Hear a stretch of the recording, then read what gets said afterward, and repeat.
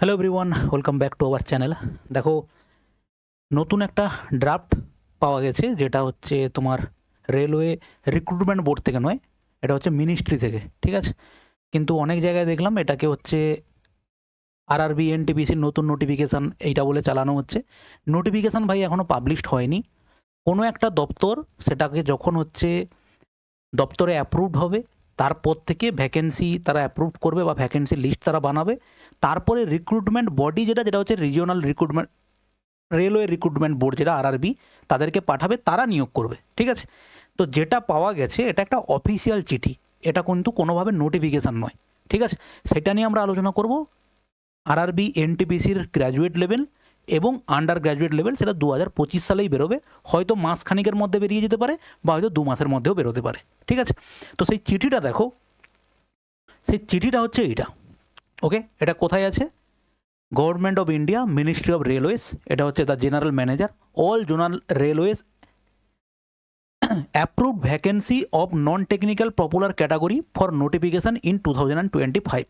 ঠিক আছে, railway board letter নম্বর এত, এটা হচ্ছে অ্যাসেসমেন্ট করা হয়েছে। এই যে জিনিসগুলো আছে মোট দেখো এখানটাতে তোমার টোটাল যেটা পাওয়া গেছে সেটা হচ্ছে স্যার কি, যে পাওয়া গেছে যেটা সেটা হচ্ছে আমাদের এই হচ্ছে, দেখো 6টা পোস্ট হচ্ছে এখানে পাওয়া গেছে। Station manager, goods train manager, traffic assistant যেটা হচ্ছে metro railway, chief commercial cum ticket supervisor, junior account assistant cum typist এবং সিনিয়র ক্লার্ক কাম টাইপিস্ট, এই করে টোটাল এটা হচ্ছে 5,811টা ভ্যাকেন্সি টোটাল পাওয়া গেছে।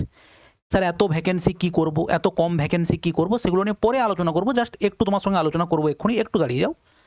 এবং এটা হচ্ছে গেল তোমার গ্র্যাজুয়েট লেভেল এবং আন্ডার গ্র্যাজুয়েট লেভেলে দেখো হচ্ছে এই 4টে পোস্ট, যেখানে train clerk, commercial cum ticket clerk, accounts clerk cum typist, junior clerk cum typist, এখানে হচ্ছে 3,000 ভ্যাকেন্সি আছে।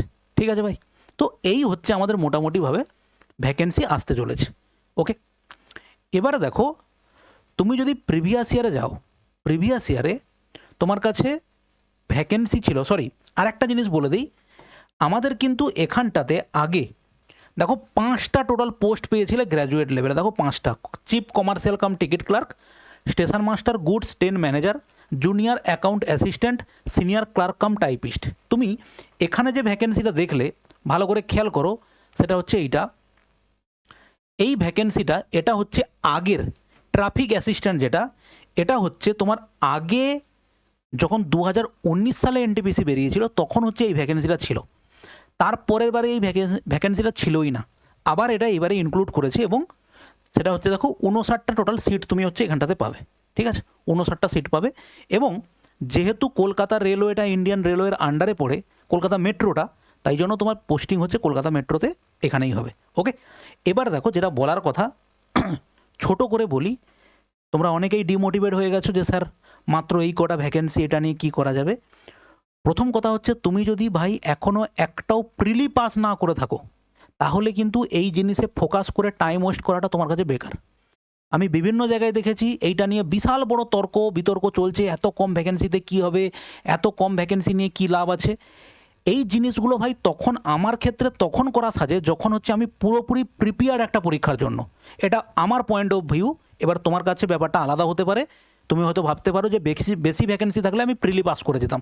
এটা সামাও হতে পারে, কারণ বেশি ভ্যাকেন্সি থাকলে প্রিলিতে বেশি পরিমাণ লোককে পাস করাবে, কম ভ্যাকেন্সি থাকলে কম পরিমাণ পাস করাবে। কিন্তু 1:10 যখন ভাই পাস করাচ্ছে, 8,000 ভ্যাকেন্সিতে যদি 80,000 ভ্যাকেন্সি প্রিলি পাস করে, আমার যদি নাম প্রিলিতে ক্লিয়ার করতে না পারি, তাহলে ভাই আমার তর্ক বিতর্কতে যাওয়াটাই বেটার, মানে ওয়েস্ট না।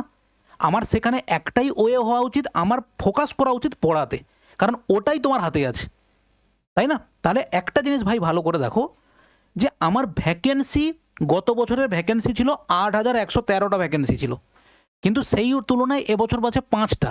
কিন্তু তোমাকে আমি আর একটা গল্প বলি, আর একটা গল্প কী স্যার, 2019 সালে ভ্যাকেন্সি ছিল কত? 2019 সালে ভ্যাকেন্সি ছিল প্রায় 35,000 ভ্যাকেন্সি ছিল 2019 সালে। তারপরে এলো কোথায়? 2024 সালে। 2024 সালের ভ্যাকেন্সি আমি দেখতে পাচ্ছি 8,000 প্লাস। 2025 সালে আমি ভ্যাকেন্সি দেখতে পাচ্ছি কত? 5,000 প্লাস।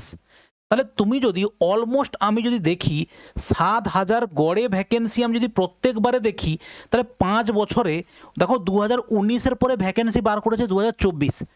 আমার প্রত্যেক বছর যদি এই ভ্যাকেন্সিটা ভাই বেরোয় না, 7,000, 8,000, 5,000-এর মধ্যে ভ্যাকেন্সি বেরোয়, ওটাই তোমার কাছে অনেক বলে মনে হবে। এটা তোমার কাছে প্রথমবার মনে হচ্ছে যে এত কম ভ্যাকেন্সি অল ইন্ডিয়া বেসিসে পরীক্ষা। ভাই যারা চাকরি পাচ্ছে ওই রকমই পাচ্ছে। এবার কেউ না কেউ তো, আমার দেখো এটা আমার লজিক, তোমার লজিক আলাদা হতে পারে, তুমি তোমার মতো করে অনেক বেটার চিন্তা ভাবনা করতে পারো যে এই 7,000 লোক বা এই 8,000 লোক বা 9,000 লোক এরা চাকরি পাবে, তার মধ্যে আমার খামতির জন্য আমি চাকরিটা পেলাম না, আমি বেশি পড়িনি তার জন্য আমি চাকরিটা পাচ্ছি না। এটা কিন্তু মানে কি বলবো, এটা নিজেকে তৈরি করার সময় যে ওই পোস্ট আছে ওর মধ্যেই আমি একটা ভ্যাকেন্সি নেব। ঠিক আছে ভাই, এরকম আমার প্রচুর স্টুডেন্ট আছে, তার মধ্যে 1-2জনকে আমি মেনশান করছি। একটা স্টুডেন্ট আছে, ও হচ্ছে এমটিএসে আহমেদাবাদে পোস্টিং আছে এমটিএস। ও যখন এমটিএসের সবথেকে বেশি ভ্যাকেন্সি বেরিয়েছিল সে বছরও পায়নি, তার পরের বছর 3,000, 4,000 ভ্যাকেন্সি, তারপর বছর ও সিলেক্ট হয়ে গেছে। ঠিক আছে, কোন চাকরিতে ভাই তুমি সিলেক্টেড হবে তুমি কোনো দিন প্রেডিক্ট করতে পারবে না, তুমি কোনো দিন পারবে না। যদি তুমি প্রচুর ভালো পড়াশুনো করো তাহলে তুমি আস্তে আস্তে বুঝতে পারবে যে আমি ওইটাতে পাইনি কিন্তু এটাতে আমার হয়ে যেতে পারে। পড়াশুনো ভাই রেগুলার বেসিসে করো, নিজেকে প্রতিনিয়ত তৈরি করো, ভ্যাকেন্সি তোমার চোখেই পড়বে না। আমি তোমাকে বলছি তুমি ভালো করে পড়াশুনো করো, দেখবে পরীক্ষা দিতে দিতে দিতে দিতে তোমার এমন একটা হ্যাবিট তৈরি হয়ে যাবে, তোমার কাছে এই ভ্যাকেন্সিটা খুব একটা বেশি ম্যাটার করবে না। পরীক্ষা আমি দেবো, আমি আমার বেস্ট দিয়ে পরীক্ষাটা দেবো, এটাই হচ্ছে ভাই মানসিকতা হওয়া উচিত। ঠিক আছে, চলো দেখে নিই আমরা যে লাস্ট ইয়ারগুলোতে কীভাবে কী ছিল।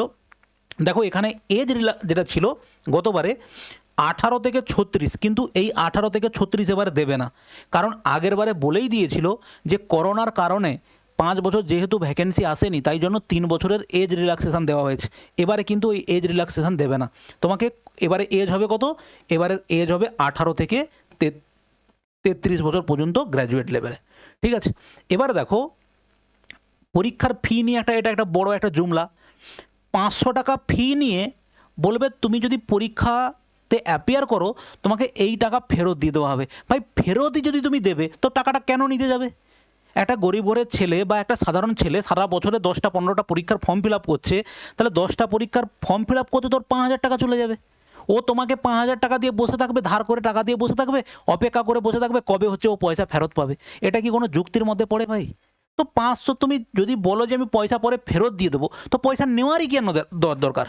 তাতে একটা হেক্টিক ব্যাপার না? আমি লোকের কাছ থেকে পয়সা নিলাম, তাকে আবার ফেরত দেবো একটা সময়ের পরে, এত স্টুডেন্টকে ফেরত দিতে হবে, তো দরকার কী আছে? তো আমার যদি 150 টাকা ফিস রাখার দরকার হয়, আমার যদি পরীক্ষার ফিস 150 টাকাই হয় তো আমি 150 টাকাই রাখবো না, তো বেকার বেশি পয়সা কেন রাখতে যাব? তো যাই হোক, এটা আমাদের মতো সাধারণ সিম্পল ব্রেনে এই কথা বলে, কিন্তু এদের কাছে নিশ্চয়ই বড় বোঝানোর জন্য কিছু ব্যবস্থা অবশ্যই থাকবে। পরীক্ষার প্যাটার্ন কী আছে ভাই?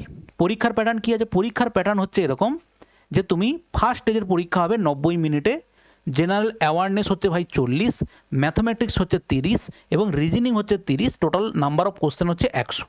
যেখানে তোমার হচ্ছে 1/3 নাম্বার থাকবে কি, there will be negative marking, 1/3 marking shall be negative marking. এটা হচ্ছে সিবিটি 1।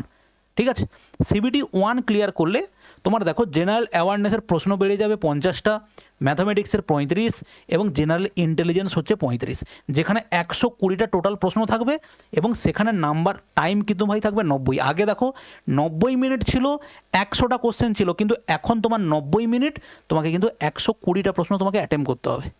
ঠিক আছে ভাই, এই হচ্ছে গেল আমাদের একটা সামহাউ নোটিফিকেশান আসার খবর পাওয়া গেছে।